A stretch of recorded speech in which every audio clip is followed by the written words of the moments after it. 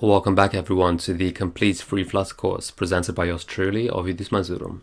So in the last video what we did was we had a look at getx and we fleshed out this timer screen over here.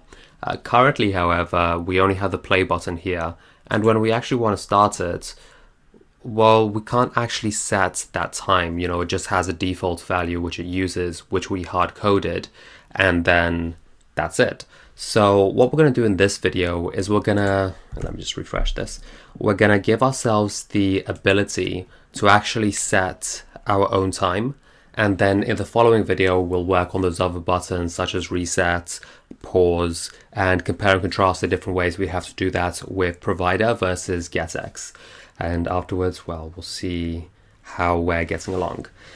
But for now, let's start on these text fields. So there would be a couple different ways of doing this. We could either use a text field, which is what we're going to use, or we could also use a text form field. Usually the difference is that the text form field goes, well, in a form, but it doesn't need to be actually, whereas the text field is normally more standalone. And there are also a few different ways of using both of them. We could either make a text editing controller, or we can do things more manually with onChange property, a custom onChange property. But I'm going to do it with the text editing controller because I want to show you guys how to do that from getx, because I feel it's not necessarily the most obvious. Whereas with the onChange, the custom controller, I feel like that's quite a lot easier, a lot more how you'd expect it to be. So yeah, let us jump in. One of the things I want to do is, in fact, the first thing I'm going to do, just so we can see things a bit better, is I'm going to set the background color to colors.blue. And the reason I'm doing this is just because by default the text is going to be black. So I want us to be able to see it more clearly. And let's look at this now. So I want to have this over here, the text fields, so just below the play button. So what I'm going to do is I'm going to wrap this play button in a column, and let's see what it looks like now. Yeah, so that's going to move it to the top. So what I'm going to do now is wrap this in an expanded and give it a flex of 1, and then I'm going to have another expanded where I'll have my container and my text fields with a flex of 1. And for now I'm not going to give it a child. Naturally that breaks because there's nothing in it, and that's still not quite how I want it to look. I want this to be kind of towards the center, not exactly, and then I want the text below that. So let's try giving this a flex of 2, and I don't want the big ugly red thing, so I'm just going to give it an empty container just to get rid of that error.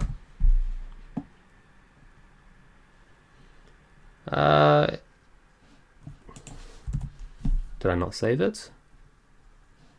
The background color is supposed to be blue.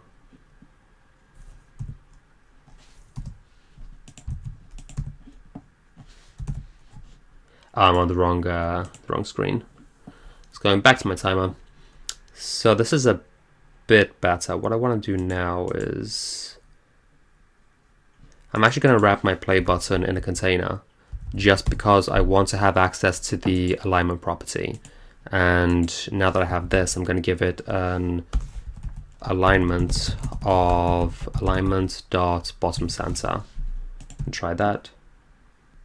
I feel like it's not displaying the way it should. So I'm going to very quickly give this a color of colors.red. And I'm just going to double check why it's showing this way. And in fact, while I'm doing this, I'm going to change the Nav Bar because we're going to be refreshing quite often. I'm going to go to my Nav Bar state and start with an index of 1, so that every time we refresh it, and I'm also going to change my main.dart, so my starting screen is my timer screen. I'll change this back at the end. It's just so that every time I refresh it, it goes to the correct screen automatically.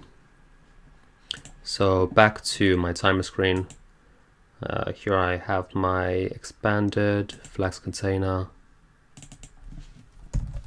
This is not moving the way it should, because my play button probably has a sensor widget, doesn't it? It does, I figured. So I need to remove this this widget,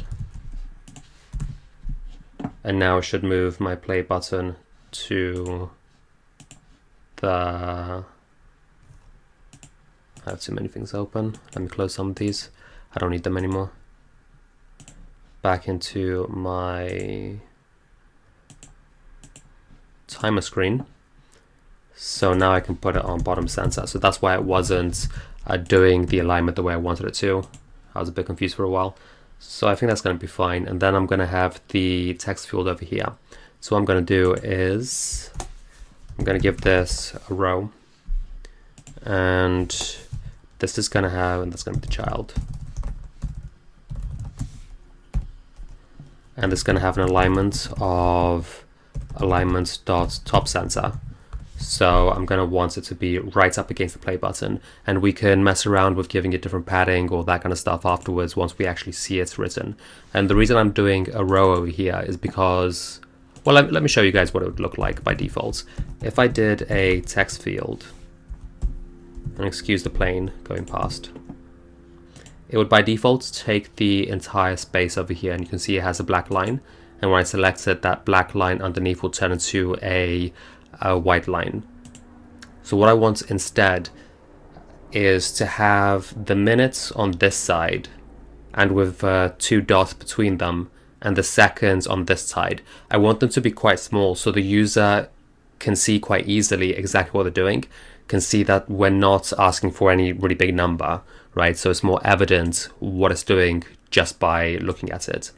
So I'm going to change this to a row, the way it was initially. I really can't spell today, just like every other day, to be honest. And then I'm going to have my children in my row. And here I'm going to use a text field here. Then I'm going to have a text of just this colon. And the style of this is going to be a theme.of context.textTheme. And I think I'm using headline 1. I am. And then another text field afterwards. And first, let's see what this looks like. This breaks because I should wrap them in a container, because the text field wants to take infinite space, so it's getting a bit confused. And I'm also going to wrap this one in a container. And I'm going to give it a width afterwards. Yeah, I thought it would still crash, but I wasn't sure. So I'm going to give it a width of media query.of context .size.width times 0.3, for example. And the same here, width media query.of context .size.width times 0.3. Control-Shift-I to format everything. Another comma here. Refresh. Okay, so now we can see it, that we have the 2 containers here.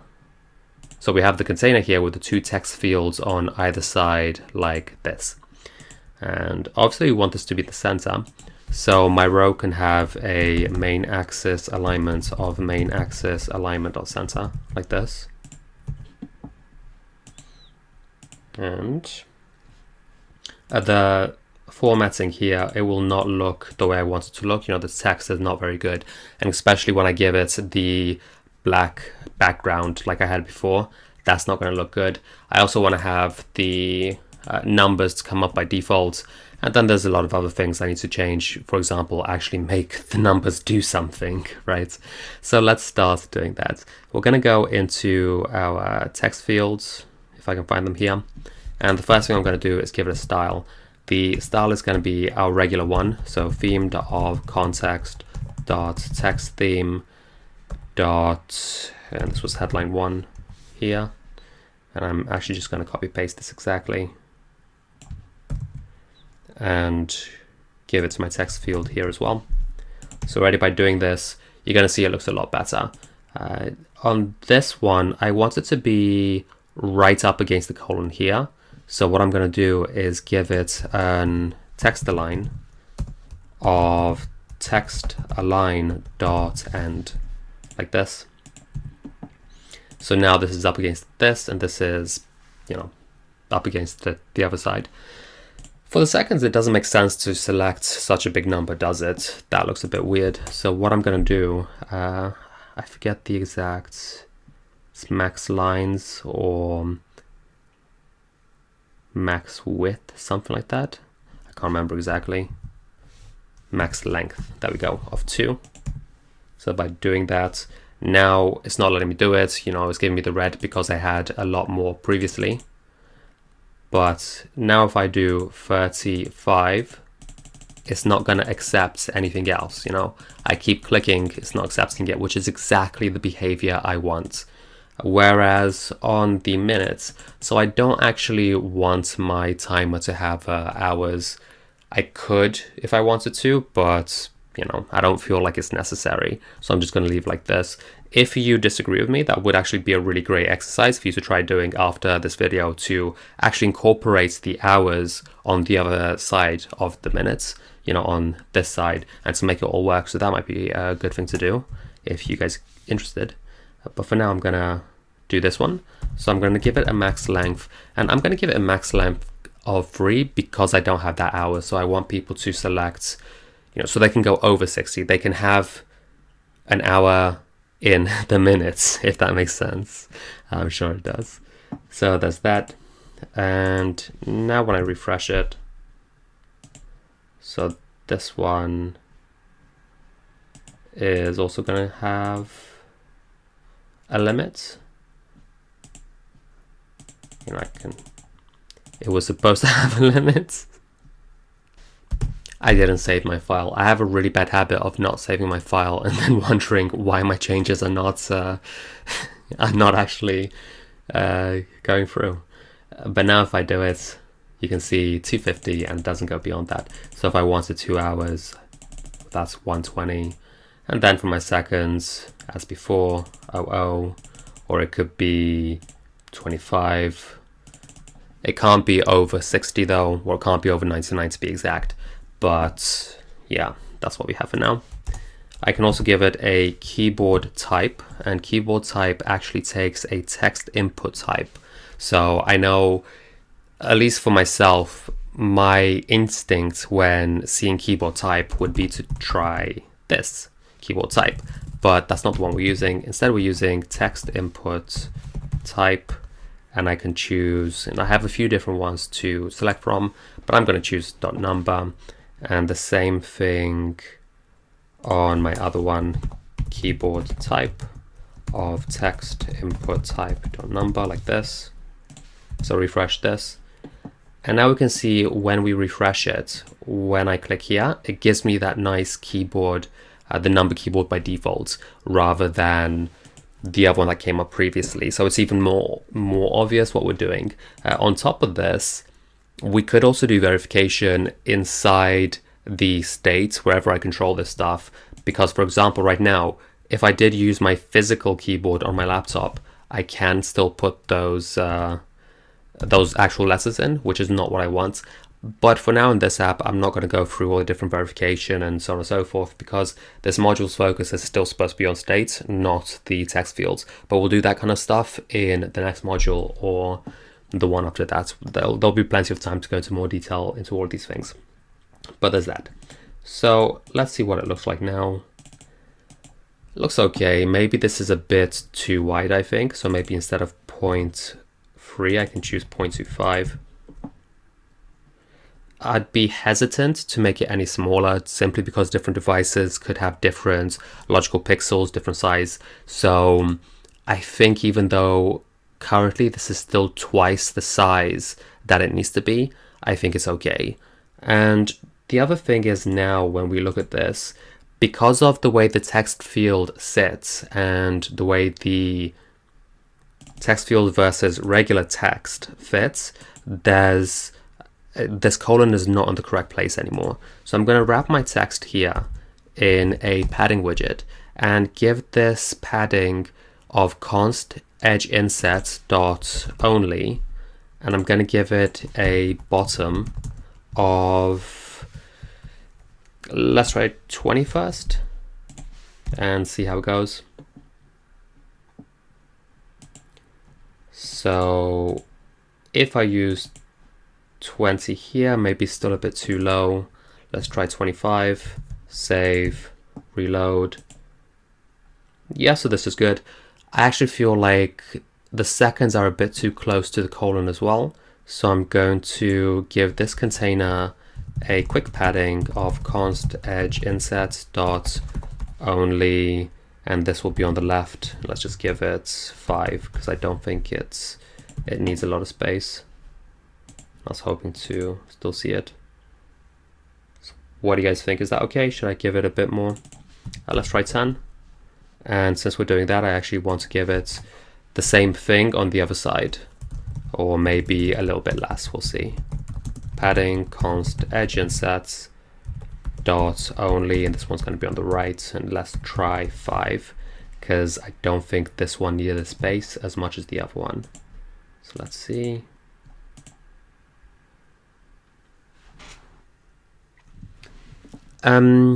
It's evident to me that the sizes are not the same, and I want them to look the same, not actually be the same, if that makes sense. So I think if I do like this, 7 on this side and 5 on this side, I think this is the best I could do. Maybe this could be 8 instead, but I think this looks fine. So I'm going to leave it like this. So this is pretty much it for the layout of this. I actually do like it the way it has it, with the black lines by default and then the white when I actually click on it. Because look what happens when I get rid of the colors here. Gonna get rid of this. Gonna get rid of the other one when I can find it. I'm just gonna control like that here. So when we're not clicked on it, it's just going to be the number, but when we do click on it, we can clearly see what we're editing, which I think is a nice kind of thing. The thing is, however, right now it's not so obvious. Like if I refresh this, if I did a hot restart, because I don't have that starting value there, it's not obvious what I wanted to do. So we're going to make a couple changes. First of all, I want to start with the hard-coded values we had previously, and from now on we're going to have to go into the timer state to do what we want to do. Because although we could handle the changing of the text field inside this widget, well, that kind of defeats the purpose of having state management, right? I have state management for a reason, and it's to not have this logic, not have all these things in my screen. So I want to extract that.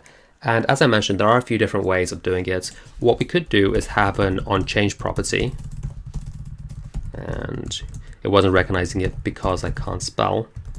And I could have some kind of function here which transmits the value to the timer state. I could do that. The other thing I could do is give it a controller. And this is the way we're going to do it here, because as I mentioned before, I think with the controller it's a bit less evident how you should do it. So I think this is worth teaching rather than the other one. And I'm actually going to create the controllers in the state the way I would like them to be. So what I'm going to do is have a var minute input controller, and I'm going to set this equal to text editing controller like this, right? And then I'm going to put the .obs at the end. And in order to use my text editing controller, I'm going to need to import material like that, and then fix my imports. Okay. Now I want to give this a starting text, and maybe the easiest way of doing that would be saying minute input controller. But now keep in mind this is the OBS, the observable, so I need to get the value. and then I'd need to get the text and set it equal to something. But that's a lot of code. We have a shorthand way of doing this. If we used the double dot notation, this is the same as taking whatever is here, copying it to a new line, and then doing something with it. So I can say dot value dot text, and then give it the starting value, which in this case is going to be 25. And again, so doing this double dot notation is the same as copying this and saying dot value dot text equals 25.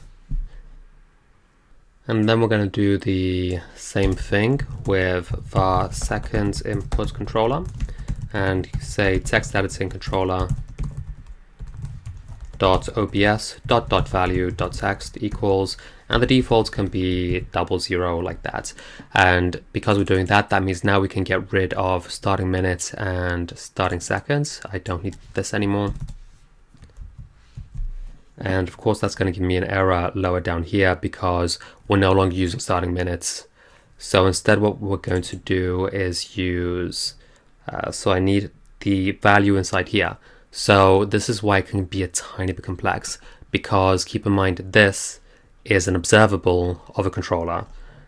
So I'm going to do minutes input controller, but that's the observable.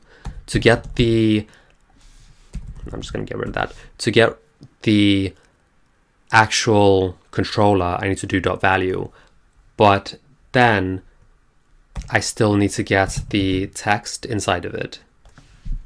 And then we're going to do the same thing here with seconds input controller dot value will get me the controller, and then dot text will give me the text itself. And I have apparently misspelled something, so that's fine. And this is also not going to be correct anymore, because when I was making this, I just wanted it to, just doing it so it was showing correctly when the seconds were exactly 0. But now we need to calculate that because my starting seconds could be different than the 0 by default. So what I'm going to do instead is say start sec minus this, modulo 60 is still correct, and then I'm going to set it to not equal to 0, because for any other value it's going to be correct. And normally I know I like to show you guys what it's like to have the bug first and then I like to fix it, but we're not really focusing on showing the correct second, so I think it's fine doing it this way. And I don't think I'm forgetting anything here, but maybe I am. We can get to that later. Okay, so now that I have the text editing controllers on my states, I can access them here the same way I'd access anything else, by doing state dot, and I did call it state, didn't I? Yeah, state dot minutes input controller dot, again, value, because I need to get the controller itself. That's the observable without the value. And then dot text to get the, that's just like this, dot value. And I need to do the same thing here, which is controller state dot seconds input controller dot value.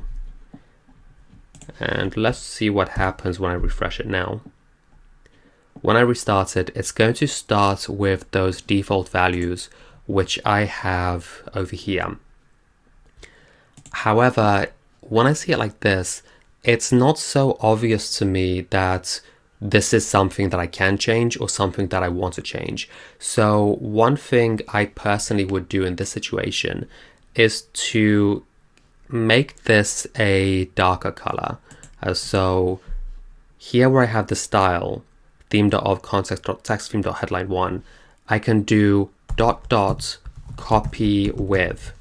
So what this does, so like before, the dot dot means, take all of this first, calculate all of this first, but then do something extra as if it was a new line or something like that.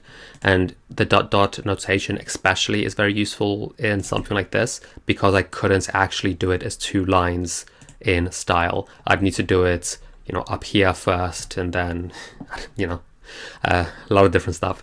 But I can leave that out and just use dot dot, and then copy with takes whatever is in here, but it allows me to change certain values. And in this case, I'm going to change the color to be theme.of context dot, and I'll choose the accent color like this. And I'm also going to do the same thing over here.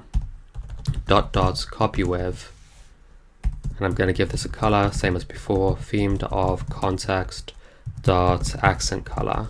So that's going to be this darker gray over here. So now when I hard refresh, restart. Okay, so the reason it's not doing it is because this time I should have actually had a single dot. I'm not doing it as a new line. So now when I restart it, we should see the color change to the darker gray, which for me personally, when I see this kind of grayish color, it's not so bright. It tells me that this is something that I can change, that I can modify. So when I click on this, now, it's more evident what's happening. So now I can give it 50 or whatever I want. Okay, so now that we have this, we can do a quick sanity check, see what happens if we select a different number, so 12, and I'm going to choose like 02 so we can see how it changes. And did you see that? The very first thing it did was show 2500, which was not quite what we wanted. And why is it doing that? Well, the reason it's doing that is because it's just getting these starting values and it's not actually updating the text the way we want it to. So the first thing we're going to have to do here in void start, when I start everything, I'm also going to do display string dot value equals, and I believe it's called update display string here. Update display string like this, because my periodic update does it after 1 second. It doesn't do it when it very first changes. So now when I change to like 12, and let's start with 5 seconds. Okay, but I still have a small bug here in that it tells me it was 11. So that means I need to change this here. And really the reason it's doing this is because this shouldn't be not equal to 0, because I also want to do it when it's less than 0, or it might be greater than, I can't remember. Well, let's do it this way, and if it's wrong, we'll change it. So let's do 12 again, 05, and now, yeah, it's correct, 12, and there it goes, going down, 0, and now it changes. So now it's showing the correct way. It's handling this the way it should. So that's all fine. Okay, so that's actually going to be it for this video. Let's do a really quick review. So we could talk about changing this. For example, I might say I want this to be a bit bigger.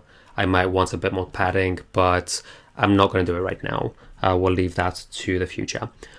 Okay, so once again, in this video, we spoke about these text fields, and there are a few different ways of doing them, as I mentioned, but the way we did it is by handling the controller inside the state. So I created a minutes input controller and a seconds input controller with TextEditingController.obs, so I could use it inside my timer screen, and then .value.text to give it that initial value. And then when you use a controller, Flutter will automatically handle your onChanged and that kind of stuff. So I'm able to not need to do a custom function. However, I think it's a bit funky the way we always need that .value, and especially the way I would actually get to the value inside here. I think this isn't so evident. To get this, I needed to do a minutes input controller .value.text, and same with the seconds. So it wasn't too complicated, but there you have it. Now, this current text field does not have validation, so I could still break my app by doing ABC or something like that, but that's going to be a bit beyond what we're working on right now, so I'm not going to worry about it for now. In the next video, we're going to look at adding some extra features like a refresh button over here, a pause button over here, and yeah, I'm looking forward to it. I hope you guys are as well. But in the meantime, myself, Ovidius, I'm out.